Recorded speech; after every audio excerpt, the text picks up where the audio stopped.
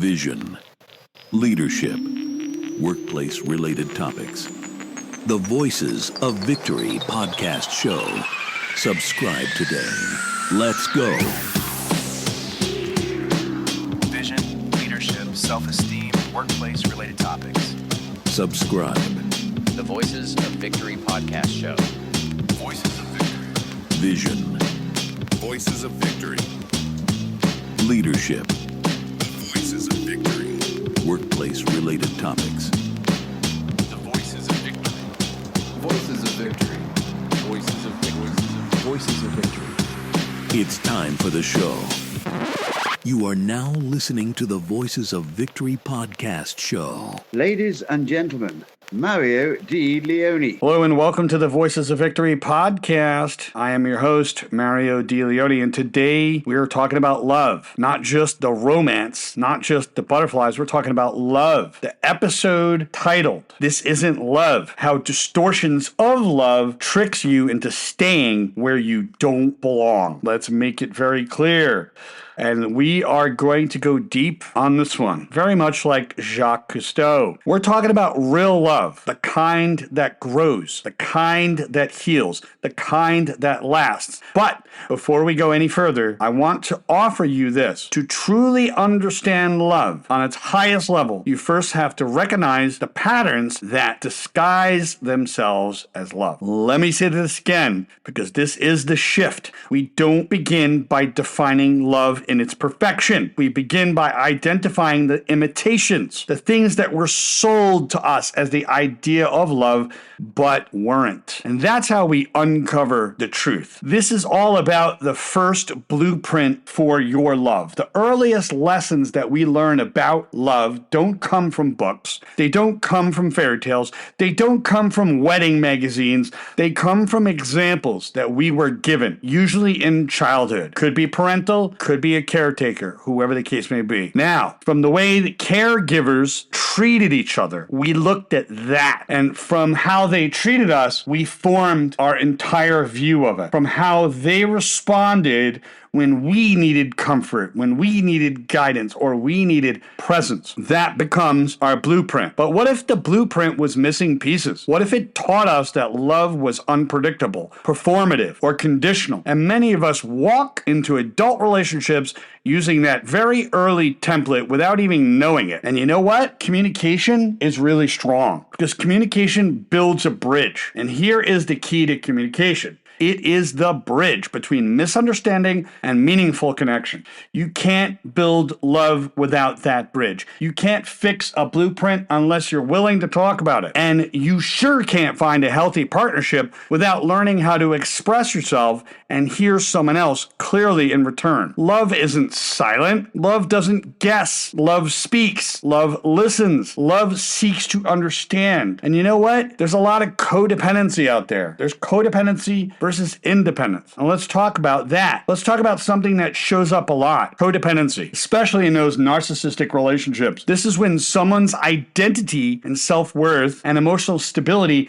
is tied deeply to another person. They might say things like, I can't live without them. Or even worse, I don't know who I am. And I don't know who I am because I've given my self-esteem on a silver platter to the other person. Or they may constantly seek validation or overextend themselves or abandon their own needs to keep the peace, anything for a quiet life. Now, here's where it gets tricky. Sometimes someone who's codependent ends up with someone who's highly independent. And that dynamic, while it may work in some relationships, it actually creates an ongoing imbalance that is not seen as an imbalance because it's like the old sneaker that's worn out and smelly, but it still feels comfortable for 30 years. So the independent person can start to feel smothered or responsible. And the codependent person may feel anxious, unseen, or abandoned. And here's the kicker. When the independent person dies or passes away, the codependent person doesn't know what to do.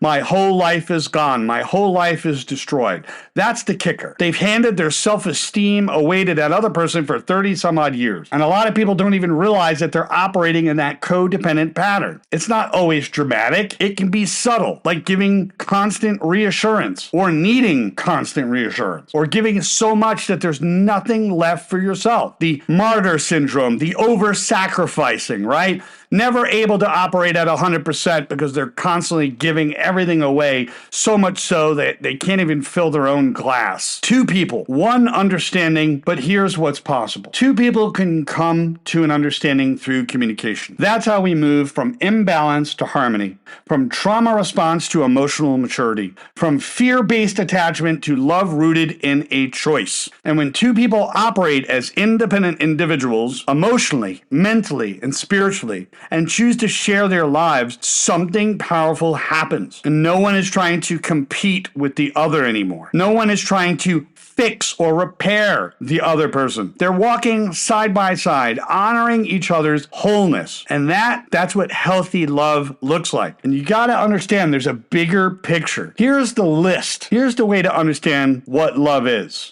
by understanding the imitation of love. Love is never insecurity. Love doesn't make you doubt your worth. Love is never clinging. Love doesn't grasp in desperation. It chooses with freedom and identifies your own freedom. Love is never control. It doesn't need to dominate to feel safe. Love is never jealousy. Because love doesn't need to compete. It doesn't need to compare. It doesn't need to keep score. It doesn't need to make the other person insecure so you could have control over them. Love is never possession. Love doesn't own you. It doesn't own. It honors your freedom. Love is never manipulation. Love never plays game to get its way. Love is never silence. It has a level of communication. It doesn't shut down. It speaks and it listens. Love is never over-sacrifice, or self-love doesn't ask you to erase yourself. It's not the sacrifice of self. Love is never a rescue mission. It doesn't exist to fix brokenness and try to repair other people. Love is never walking on eggshells in fear. It doesn't keep you in fear of honesty or being forthright. Love is never dependency. Love doesn't need you to be half of a whole. The whole you complete me nonsense from Jerry Maguire. The way Hollywood likes to make the big myth of it all. Love is never guilt-tripping. It doesn't weaponize your emotions. Love is never abandonment. It doesn't disappear when things get hard. And love is never half-heartedness. It exists fully. It shows up fully. And it doesn't show up fully. It doesn't show up at all. Love is never an ego battle. Love doesn't need to win. It seeks to understand. It bridges the gap. Love is that mutual independence. It's two people who can stand on their own independently and choose to stand together. And it's not coasting on the energy or coattails of their partner. It's not losing yourself to keep someone else. It's not discarding your entire identity because you devote yourself to the other person so much so that you don't even know who you are. It's showing up whole and saying, I am here because I want to be, not because I need to be completed or fixed or repaired. In that very mutual independence, both people have lives, goals, dreams, identities. They share and they honor each other. They honor each other as individual growth. There's space with that. There's closeness with that. There's support with that. There's sovereignty. Sovereignty means you have ownership over your own life, an area of your life. You actually take command over an area of your life. And that is love rooted in your own personal power, not fear. And let me know if you understand this fully. So guess what? If you're listening to this today, I want you to know love isn't just found. It is built. And it starts with understanding the difference between what feels familiar and what is actually healthy. And some people have to change their blueprint of love based on their conditioning and the way they were brought up. It's all about building that bridge and bringing yourself fully to the table. Because when two people come to an understanding through communication, that's where the victory lives. That's where the gap is bridged. This is Voices of Victory with Mario. Talk soon, and I'm out.